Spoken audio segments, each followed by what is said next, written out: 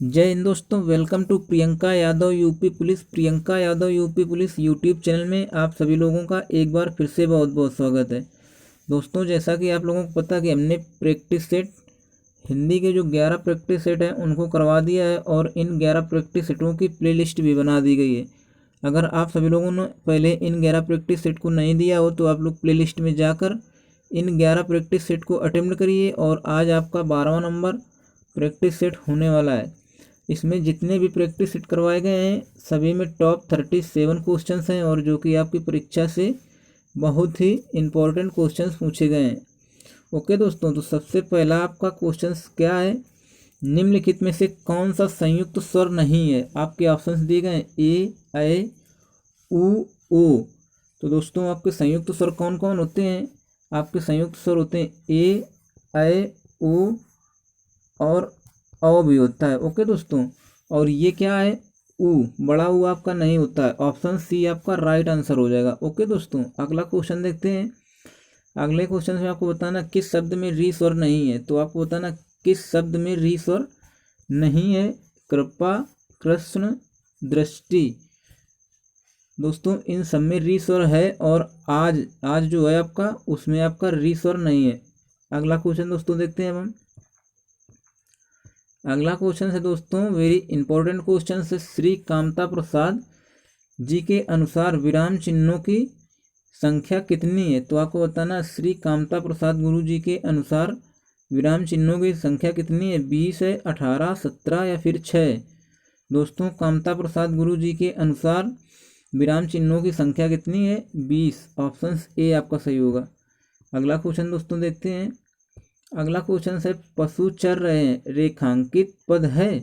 तो दोस्तों, पशु चर रहे हैं रेखांकित पद क्या होगा वो आप लोग कमेंट करके बताएं। व्यक्तिवाचक संज्ञा होगा, जातिवाचक संज्ञा होगा, या फिर दोस्तों इधर ऑप्शन आपके दिए गए भाववाचक संज्ञा या द्रववाचक संज्ञा। तो दोस्तों, पशु चर रहे हैं आपका क्या होगा, जातिवाचक संज्ञा, मतलब पशु, सभी पशुओं की जाति बताई जा रही।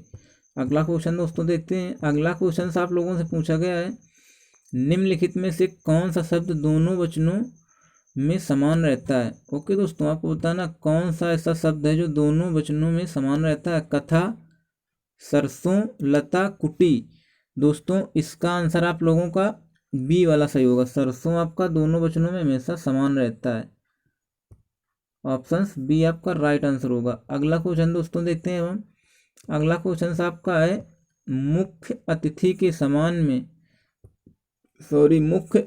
के सम्मान में यह आयोजन किया गया है। इस वाक्य में रेखांकित शब्द में कारक बताइए। तो आपको बताना है मुख्य अतिथि के सम्मान में यह आयोजन किया गया है। इसमें आपको कारक बताना है, कौन सा कारक है, अधिकरण, कर्ता, कर्म, संप्रदान। कौन सा कारक हो जाएगा दोस्तों इसमें, आपका कर्ता कारक। ओके दोस्तों, ऑप्शन बी आपका राइट आंसर होगा। अगला क्वेश्चन देखते हैं। निम्नलिखित इकारांत शब्दों में एक पुल्लिंग शब्द है, उसे चयनित कीजिए। पानी, नदी, रोटी, बकरी। तो इसमें कौन सा एक पुल्लिंग शब्द है वो आप लोग बताइए। पानी, नदी, रोटी, बकरी। तो आपका पानी पुल्लिंग शब्द हो जाएगा। ओके दोस्तों, ऑप्शन ए आपका राइट आंसर होगा। अब अगला क्वेश्चन देखते हैं। चूरन का तत्सम शब्द है। चूरन का तत्सम शब्द कौन सा होगा, चौर, चूर्ण, चर्म, चक्षु। दोस्तों, चूरन का होता है चूर्ण। ओके दोस्तों, अगला क्वेश्चन देखते हैं। ऑप्शन बी इसका राइट आंसर होगा। अगला क्वेश्चन आपका है तिक्त शब्द का तद्भव है। तो तिक्त का तद्भव क्या होगा, तीता, तीखा, तिक्त या फिर तिखन। दोस्तों, इसका राइट आंसर आपका हो जाएगा तिक्त का होगा तीता। ऑप्शन ए आपका राइट आंसर होगा। अगला क्वेश्चन है अध्यक्ष में उपसर्ग है। दोस्तों, आपको बताना है अध्यक्ष में क्या उपसर्ग है, अधि, अति, अध, प्रति। तो अध्यक्ष में दोस्तों आपका हो जाएगा अधि उपसर्ग। ओके दोस्तों, अधि कहाँ है आपका, ऑप्शन ए में दिया गया है।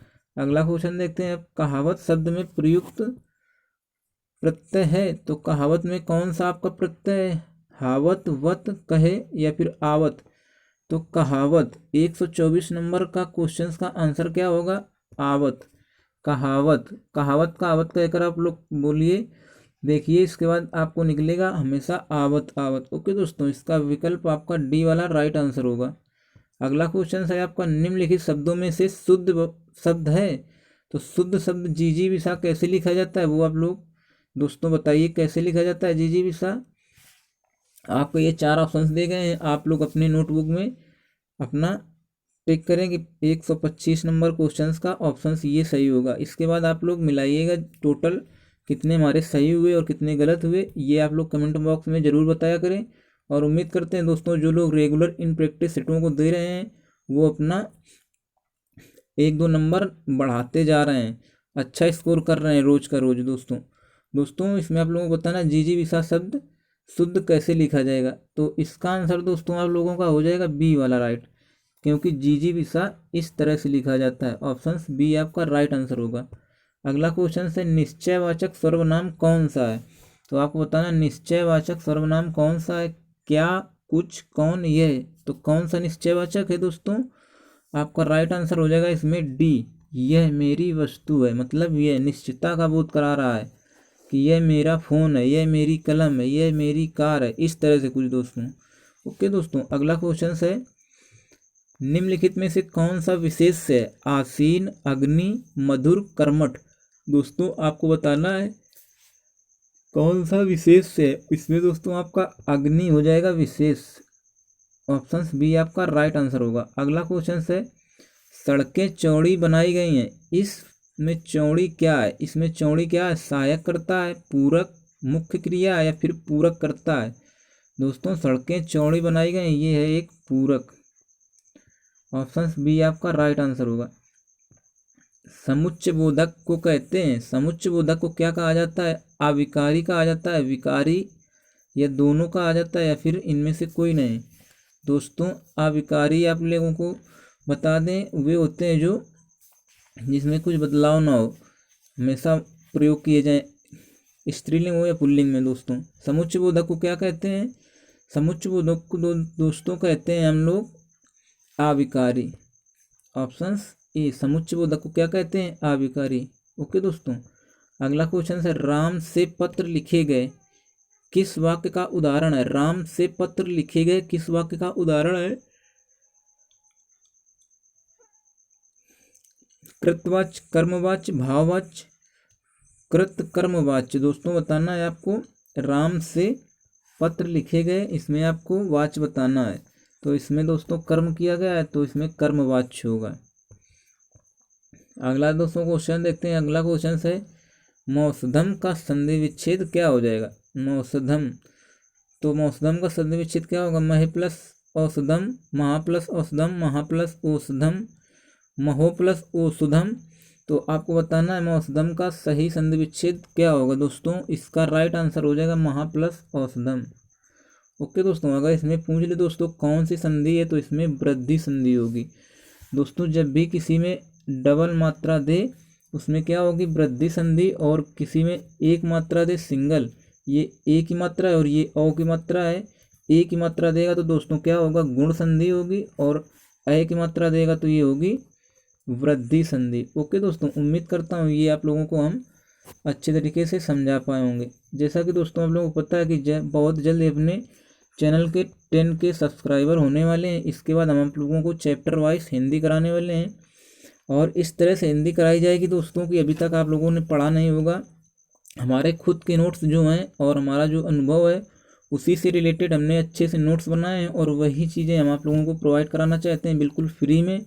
तो दोस्तों आप लोग ज़्यादा से ज़्यादा हमारा सपोर्ट करिए, हमारे चैनल को जल्दी से 10 के सब्सक्राइबर यानी 10,000 सब्सक्राइबर जल्दी से कराइए। मात्र 700-800 सब्सक्राइबर कम है आप लोगों का 10,000 सब्सक्राइबर में। ओके दोस्तों, ये जल्दी से सब्सक्राइबर हो जाएंगे, हम आप लोगों को हिंदी चैप्टर वाइज कराना स्टार्ट कर देंगे, और इस तरह से आप लोगों को पढ़ाएंगे कि बिल्कुल एक एक पॉइंट क्लियर करते चलेंगे। ओके दोस्तों, तो आप अगला क्वेश्चन देखते हैं। नील गाय में कौन सा समास है। नील गाय में कौन सा समास है आपको बताना है, तत्पुरुष समास, अव्ययी भाव समास, कर्मधाराएं, या फिर द्विगु समास। दोस्तों कौन सा समास आपका नील गाय में कौन सा समास हो जाएगा, इसमें दोस्तों होगा आपका कर्मधाराएं। नील गाय, नीली है जो गाय, इसका समास विग्रह करेंगे तो क्या होगा, नीली है जो गाय। ओके दोस्तों, और द्विग समास क्या होता है? वो द्विग समास हमेशा संख्यावाचक होता है, जैसे नवरत्न, तिरंगा, इस तरह से दोस्तों होगा। उसमें आप लोगों को पहचान लेना है कौन सा समास है। अगला क्वेश्चन दोस्तों देखते हैं, निम्न में वर्तमान काल का उदाहरण है। उसने पढ़ा था, वह पुस्तक पढ़ेगा, वह जाता है, वह खेल रहा था। तो दोस्तों इसमें आप लोगों को बताना है वर्तमान काल का उदाहरण। वर्तमान काल का उदाहरण पूछ रहा है तो वह जाता है, विकल्प आपका सी वाला राइट आंसर होगा। अगला क्वेश्चन से निर्वाण का पर्यायवाची शब्द क्या है? तो आपको बताना निर्माण है, भवन, मोक्ष, मोती। निर्वाण का दोस्तों हम लोग पर्यायवाची हो जाएगा। 134 नंबर क्वेश्चन का आंसर आपका होगा सी, मोक्ष, निर्वाण। ओके दोस्तों, श्री गणेश का विलोम क्या होगा? श्री गणेश का विलोम क्या होगा दोस्तों? मतलब श्री गणेश करना, किसी चीज़ की शुरुआत करना और उसी से रिलेटेड आपको विलोम बताना है। समापन, इति श्री, अंत या फिर अत। तो श्री गणेश का दोस्तों विलोम आपका हो जाएगा इति श्री। ओके दोस्तों, ऑप्शन बी आपका राइट आंसर होगा। अगला क्वेश्चन देखते हैं, खर का अनेकार्थी है। तो खर का अनेकार्थी बताना है, गधा, प्राणी, नदी, कमल। खर का अनेकार्थी दोस्तों होगा गधा। ऑप्शन ए आपका राइट आंसर होगा। शोक किस रस का स्थायी भाव है? दोस्तों आप लोगों को बहुत ही अच्छे से हिंदी में हम सभी चैप्टर्स अच्छे से कराएंगे। शोक का स्थायी रस पूछ रहा है आपका, मतलब शोक किस रस का स्थायी भाव है? ये दोस्तों आपका करुण रस का स्थायी भाव है। ओके दोस्तों, अगला क्वेश्चन देखते हैं हम। अगला क्वेश्चन है, शेष महेश गणेश दिनेश। शेष महेश गणेश दिनेश सूर्य सहु जाहि निरंतर गावै। इस पंक्ति में अलंकार पूछ रहा है। शेष महेश गणेश दिनेश सुर सहु जाहि निरंतर गावै। तो इस पंक्ति में आपको अलंकार बताना है, कौन सा अलंकार होगा? यमक, श्लेष, रूपक, उत्प्रेक्षा। इसमें दोस्तों आप लोगों का हो जाएगा उत्प्रेक्षा अलंकार। ओके दोस्तों, क्योंकि जाहि, जनहु, मनहु, ये इस तरह के शब्द जहाँ पर भी मिले उसमें आपका उत्प्रेक्षा अलंकार होता है। अगला क्वेश्चन देखते हैं, राम लखन सीता सहित हृदय बसहु सुरभूप। प्रस्तुत पंक्तियों में कौन सा छंद है? दोस्तों राम लखन सीता सहित हृदय बसहु सुरभूप, ये एक रामायण की चौपाई दोस्तों, रामायण की एक ये क्या है दोस्तों? दोहा है दोस्तों, चौपाई नहीं है। रामायण का क्या है? ये दोस्तों दोहा है। राम लखन सीता सहित हृदय बसहु सुरभूप। ऑप्शन सी आपका राइट आंसर होगा, ये एक दोहा है। ओके दोस्तों, अगला क्वेश्चन है, खेत रहना। खेत रहना मुहावरे का अर्थ है युद्ध में शहीद होना, कानूनी विवाद में जमीन, कानूनी विवाद से जमीन को बच जाना, जमीन बिक जाना, जमीन खरीदना। तो खेत रहना होता है दोस्तों युद्ध में शहीद होना। विकल्प आपका ए राइट आंसर होगा। अगला क्वेश्चन दोस्तों देखते हैं, थोड़ा नपा तुला भोजन करने वाला वाक्यांश के लिए उपयुक्त शब्द क्या होगा? मतलब थोड़ा नपा तुला भोजन करने वाले के लिए अनेक शब्दों के लिए एक शब्द बताना है। ओके दोस्तों, तो सबसे इसके ऑप्शन दिए गए, मितव्ययी, मितव्यय, मिताहारी, मिताहरीन। तो इसका आंसर आप लोगों को क्या हो जाएगा? इसका दोस्तों आंसर आप लोगों का हो जाएगा सी, मिताहारी। ओके दोस्तों, विकल्प सी आपका राइट आंसर होगा। अगला क्वेश्चन देखते हैं, नियत और नियत शब्द युग में सही अर्थ भेद का चयन करें। नियत और नियत का क्या होता है दोस्तों अर्थ? इरादा, भाग्य, इरादा निश्चित, निश्चित इरादा या फिर भाग निश्चित। तो इसका आंसर आप लोगों का हो जाएगा सी वाला। नियत का मतलब होता है निश्चित और इस नियत का मतलब होता है इरादा। ओके दोस्तों, अगला क्वेश्चन देखते हैं अब हम। अगला क्वेश्चन है, अवधि किस उपभाषा वर्ग की बोली है? तो आपको बताना है अवधि किस उपभाषा वर्ग की बोली है अवधि।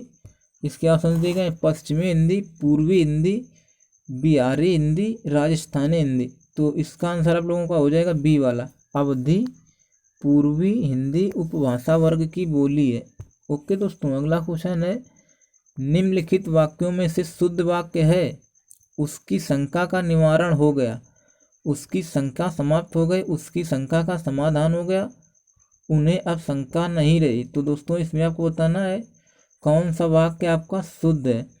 तो इसमें आपका ऑप्शन सी वाला सही होगा, क्योंकि उनकी संख्या का समाधान हो गया। यही विकल्प आपका राइट होगा। ओके दोस्तों, अगला क्वेश्चन देखते हैं। अगला क्वेश्चन आप लोगों का है, निम्नलिखित में से कौन सी रचना तुलसीदास की नहीं है। आपके ऑप्शंस दिए गए, जानकी मंगल, रसविलास, रामाज्ञा प्रश्न, पार्वती मंगल। तो दोस्तों इसमें आपको बताना कौन सी रचना है जो तुलसीदास जी की नहीं है। तो रचना आपकी बी ऑप्शन में दी गई, रसविलास, ये रचना तुलसीदास जी की नहीं है। और जानकी मंगल, रामाज्ञा प्रश्न, पार्वती मंगल, ये सभी रचनाएं आपकी तुलसीदास जी की हैं।